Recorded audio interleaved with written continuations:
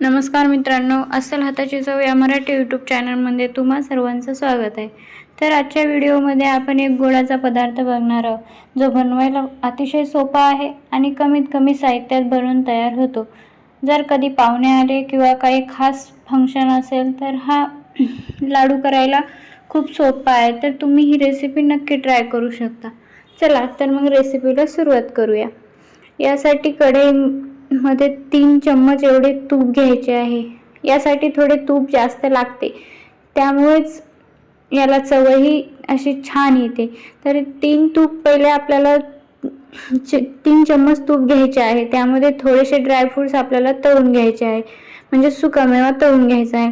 आता सुक्यामेव्यामध्ये तुम्ही काजू बदाम जे तुम्ही आवडीनुसार तुमच्या घालू शकता। हे पहिले 1-2 मिनिट छान असे तुपामध्ये खरपूस भाजून घ्यायचे आहेत, म्हणजे नंतर आपण हे लाडूमध्ये टाकले तर छान लागतील, कच्चे कच्चे लागणार नाहीत।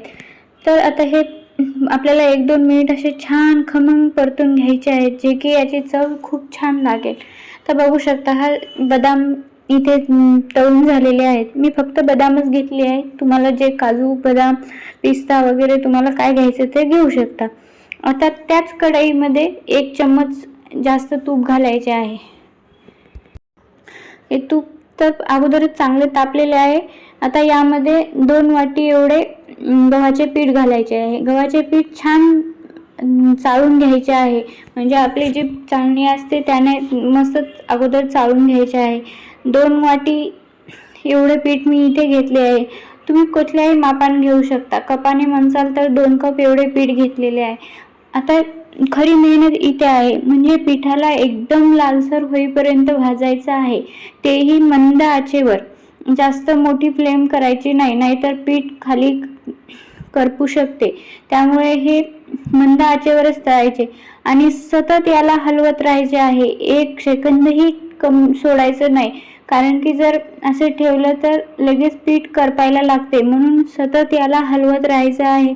याचा छान सोनेरी असा कलर होईपर्यंत याला आपल्याला तुपामध्ये परतून घ्यायचे आहे। आता तुम्ही कढईमध्ये पीठ परतत असतानाही त्यामध्ये तूप घालू शकता, पण तेव्हा तूप खूप जास्त लागते, म्हणून मी तूप नंतर घातलेले आहे। आता बघू शकता, आता हे पीठ चांगले परतून झालेले आहे आणि असा सोनेरी असा खरपूस रंग झालेला आहे। त्यामुळे आता हे पीठ आपले छान असे परतले गेलेले आहे। पीठ एकदम व्यवस्थित परतवा, नाहीतर हे लाडू खायला चांगले लागत नाहीत। आता हे पीठ थंड होण्यासाठी एका ताटामध्ये काढून घेऊया, म्हणजे कसे हे थंड होईल। आता हे पीठ थंड होते तोपर्यंत आपण ज्या वाटीने पीठ घेतले होते त्याच वाटीभर साखर घ्यायची आहे। 2 वाटी पिठासाठी 1 वाटी साखर पुरेशी आहे। त्यामध्ये मी 3 विलायची घातलेल्या आहेत, तर ती चांगली मिक्सरच्या भांड्याला तळून घ्यायची आहे। आता जो आपला तडका पॅन असतो त्यामध्ये अर्धी वाटी एवढे तूप गरम करून घ्यायचे आहे। आता हे पीठही थंड झाले, यामध्ये आपण दळलेली साखर छान मिक्स करून घ्यायची आहे। तुम्हाला जर दळलेली साखर नाही घ्यायची तर तुम्ही पिठी साखरही घेऊ शकता, पण मी इथे दळलेली साखर घेतलेली आहे। आणि विलायचीचे पावडर घालू शकता, पण मी इथे विलायचीही साखरेमध्येच घातलेली आहे, त्यामुळे मी विलायची पावडर वापरणार नाही। आता हे छान आधी अगोदर मिक्स करायचे आहे, म्हणजे पीठ आणि साखर एकदम व्यवस्थित मिक्स करायचे आहे। आणि आता यामध्ये जे आपण तूप गरम केले आहे ते थोडे थोडे करून यामध्ये तूप घालायचे आहे। जोपर्यंत याचे लाडू वळत नाहीत तोपर्यंत आपल्याला तूप घालायचे आहे। हे सुकामेवाही घालायचा आणि हेही छान यामध्ये मिक्स करून घ्यायचं आहे। तुम्ही एकदमच पूर्ण तूप घालू नका, नाहीतर ते जर पातळ झालं तर मग परत ते चांगलं होणार नाही, म्हणजे त्याचे लाडू वळले जाणार नाहीत। आणि कमीही तूप घालू नका, इथे सरळ हाताने तुपाचा वापर करावा लागतो, तरच हे लाडू चांगले लागतात।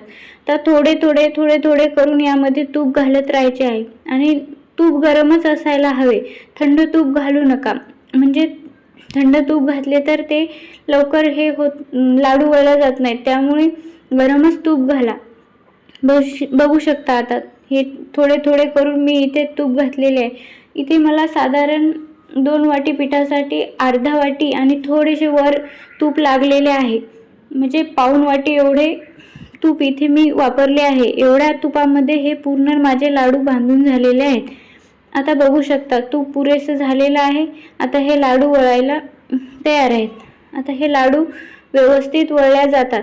जर तूप कमी असेल तर लाडू वळला जाणार नाही, त्याचा लाडू बांधताच येणार नाही, तो लगेच सुटला जाईल. त्यामुळे तूप पूर्ण व्यवस्थित घ्या. हे अचूक प्रमाण आहे. म्हणजे 2 वाटी पिठासाठी 1 वाटी साखर आणि पाऊण वाटी एवढे तूप. एवढ्या तुपामध्ये तुमचे लाडू एकदम व्यवस्थित होतात आणि हे इतके मऊसूद होतात की खायला तोंडात टाकले तर लगेच विरघळेल आणि टाळूलाही चिटकणार नाहीत. त्यामुळे हे तुम्ही एकदा रेसिपी नक्की ट्राय करा.